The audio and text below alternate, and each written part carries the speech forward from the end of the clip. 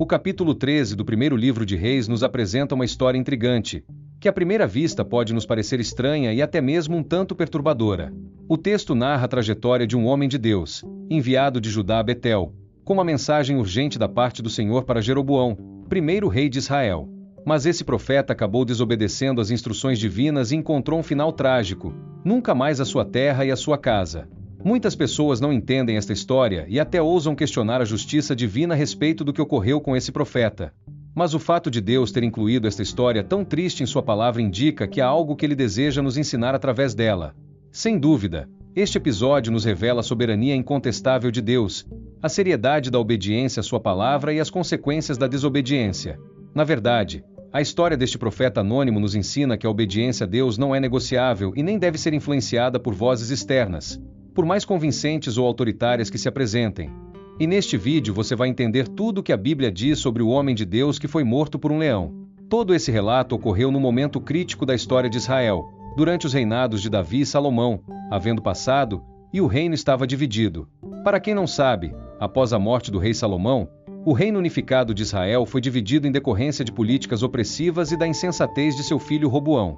O norte foi formado por tribos israelitas e ficou conhecido como Israel, sob a liderança de Jeroboão, um antigo oficial de Salomão. Já o reino do sul, composto pelas tribos de Judá e Benjamim, continuou sob a dinastia davídica, com Roboão como seu rei. Porém, esta divisão marcou um período de instabilidade política e espiritual, com os dois reinos frequentemente em conflito. Embora Jeroboão tivesse a permissão divina para dividir politicamente o reino, já que isto era parte do juízo de Deus contra a casa de Salomão por causa de seus desvios, ele não tinha permissão para dividir a adoração do povo de Israel. No entanto, ele caiu no erro de querer garantir a continuidade de seu poder em troca de afastar o povo da adoração no Templo de Jerusalém. Para isto, ele estabeleceu centros de adoração idólatra em Betel e Dan, introduzindo bezerros de ouro como objetos de adoração e instituindo um sacerdócio alternativo. Essas ações não apenas desviaram o povo de Israel da verdadeira adoração ao Senhor, conforme estabelecido na lei mosaica, mas também representaram uma rejeição direta à soberania de Deus e à sua escolha de Jerusalém como local de sua habitação especial naquele tempo. Então, esse ato de Jeroboão em instituir uma adoração paralela em Israel era ilícito e merecedor do juízo divino. Betel, o local onde o homem de Deus foi enviado para profetizar contra o altar idólatra, é bastante significativo nas páginas bíblicas. Seu nome significa casa de Deus e foi lá que Jacó teve sua visão dos anjos subindo e descendo uma escada que alcançava o céu, um encontro que marcou Betel como um lugar de revelação divina. Então, a escolha de Jeroboão por Betel como um centro de adoração idólatra foi, portanto, não apenas estratégica, mas também profundamente irônica, transformando um local onde o Senhor havia se revelado ao patriarca da nação em um cenário de rebelião e apostasia. A missão do homem de Deus a Betel ocorreu exatamente contra esse pano de fundo de desprezo e desafio à autoridade divina. Ele foi enviado para profetizar contra o altar de Betel e condenar a idolatria e a rebelião de Jeroboão.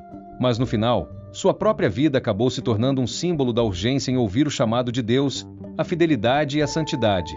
O profeta, enviado nessa missão, era um servo anônimo de Deus. Seu nome não aparece em nenhum lugar nas Escrituras, e qualquer tentativa de identificá-lo é inútil. Mas isto não tem importância, e o fato de Deus escolher um mensageiro anônimo para enfrentar um rei não causa estranheza a todos aqueles que sabem que frequentemente Deus usa os pequenos e desconhecidos para cumprir seus propósitos. Isso demonstra, assim, que o poder e a autoridade verdadeiros residem não em posições humanas de influência, mas na obediência à palavra de Deus. Ao chegar a Betel, o homem de Deus não apenas profetizou contra o altar idólatra construído por Jeroboão, mas também anunciou um sinal imediato de sua veracidade. Ele disse que o altar se ergueria e as cinzas que estavam sobre ele seriam derramadas.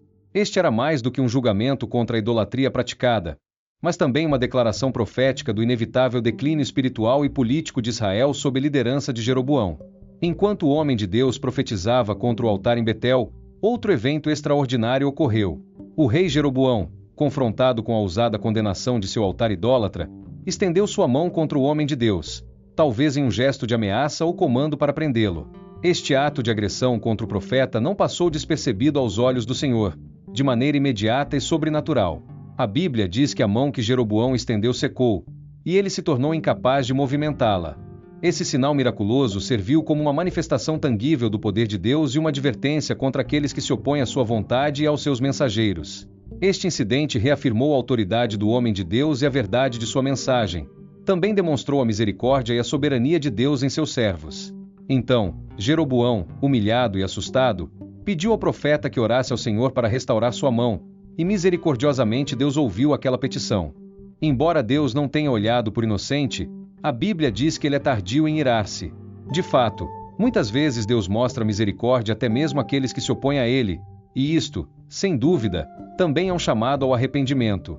Na mensagem entregue pelo homem de Deus ao rei de Israel, havia também uma profecia muito impressionante sobre um evento futuro que ocorreria 3 séculos mais tarde. Ele profetizou o surgimento de um rei chamado Josias, que nasceria na linha de Davi. Este rei, diferentemente de Jeroboão e de muitos que o seguiram, faria o que era correto aos olhos do Senhor. Ele destruiria os altares idólatras e cumpriria a palavra de Deus, atacando a própria idolatria que Jeroboão havia estabelecido. A especificidade desta profecia realmente é algo extraordinário. O rei Josias foi anunciado cerca de 300 anos antes de seu reinado. Isto destaca a onisciência de Deus e sua soberania sobre a história humana. O cumprimento desta profecia é um testemunho poderoso da fidelidade de Deus à sua palavra e de seu plano redentor que se desdobra através das gerações. A missão daquele profeta estava sendo cumprida com êxito, mas, infelizmente, ele não vigiou. Deus o havia instruído a não comer pão, não beber água e não retornar a Judá pelo mesmo caminho que tinha percorrido ao ir a Betel. A princípio, o homem de Deus se mostrou disposto a seguir essas ordens. O rei Jeroboão, até, convidou o profeta a ir ao seu palácio, para que ele pudesse presenteá-lo. Mas o profeta recusou de forma veemente a hospitalidade do rei. Essa ordem, para que o profeta não aceitasse a hospitalidade de ninguém em Betel, provavelmente tinha o objetivo de servir como um sinal de reprovação do que acontecia em Israel. Além disso, essa ordem representava a separação do servo de Deus das influências corruptas e da comunhão com aqueles que se iaram da verdadeira adoração.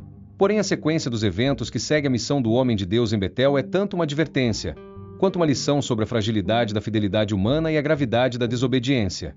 A queda do homem de Deus ilustra dolorosamente como até os mais fiéis podem falhar em seu compromisso com o Senhor diante de enganos e tentações. Quando já estava retornando a Judá, após profetizado contra o culto idólatra do rei Jeroboão, o homem de Deus acabou sendo enganado por um velho profeta de Betel. A aparição desse profeta idoso de Betel marca um ponto de virada na história. O texto bíblico descreve que esse homem ouviu falar das ações do homem de Deus, e por razões não totalmente explicadas nas Escrituras, decidiu trazê-lo de volta à sua casa, contrariando as instruções divinas dadas ao homem de Deus. Em outras palavras, o profeta de Betel soube das restrições divinas que foram impostas ao profeta de Judá e saiu ao seu encontro para enganá-lo.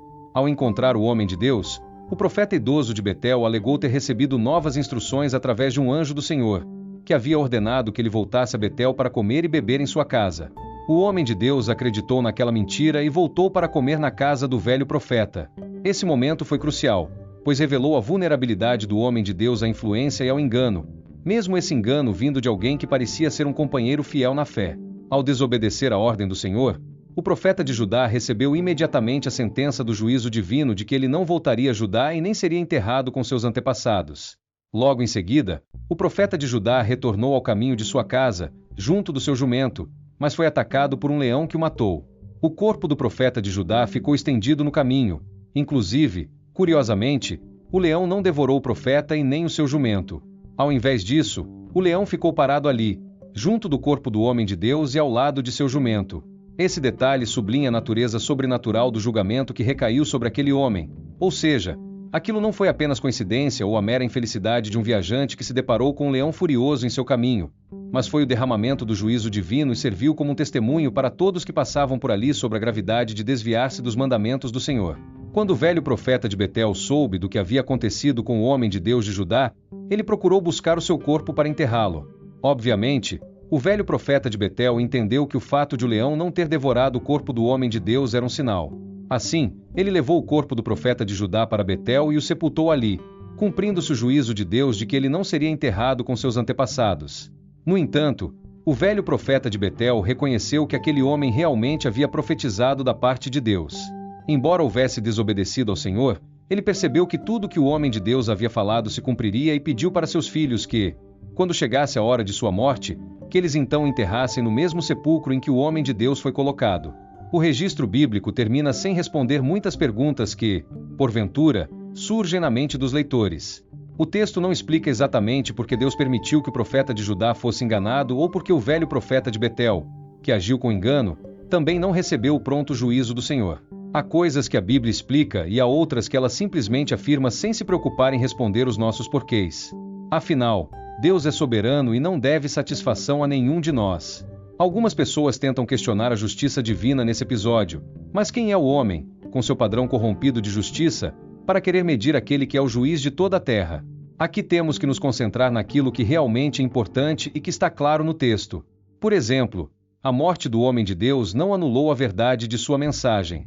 Pelo contrário, ela serviu como um testemunho ainda mais forte da seriedade da obediência a Deus.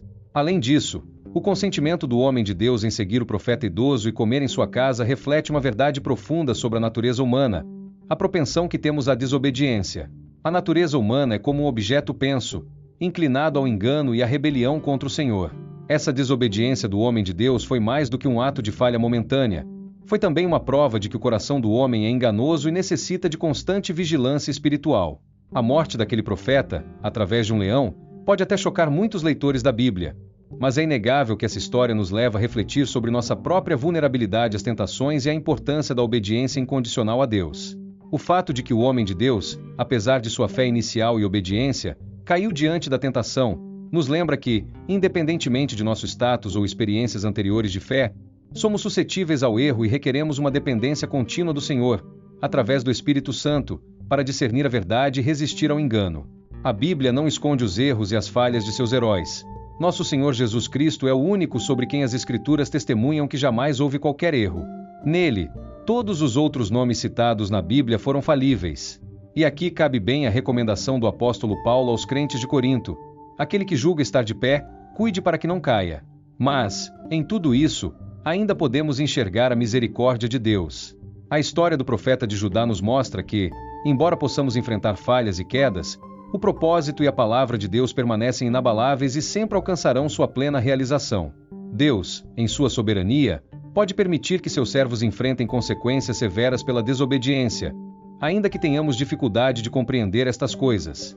No entanto, ele também é misericordioso, como visto na preservação do corpo do profeta, na forma como aquele homem foi enterrado em Betel, sendo reconhecido como um legítimo servo do Senhor em sua profecia final cumprida sobre Israel. Portanto, mesmo nos julgamentos de Deus, há propósito e providência. A verdade é que ainda estamos no tempo em que o juízo divino se manifesta, misturado de misericórdia. Assim, mesmo quando colhemos as consequências de nossas ações, Deus está no controle, e sua misericórdia sempre está presente, convidando-nos ao arrependimento e à restauração. Além disso, vivemos em um mundo repleto de vozes conflitantes e de mensagens enganosas.